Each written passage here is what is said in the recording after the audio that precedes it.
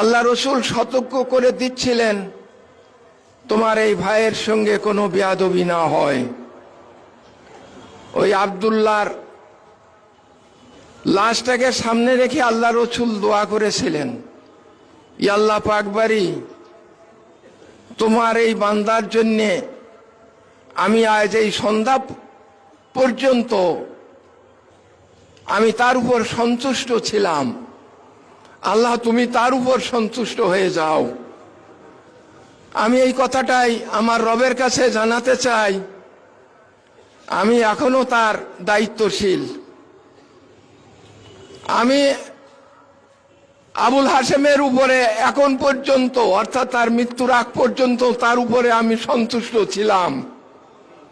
ইয়া আল্লাহ তুমি আমার আবুল হাসানের উপরে তুমি সন্তুষ্ট হয়ে যাও। প্রিয় উপস্থিতি,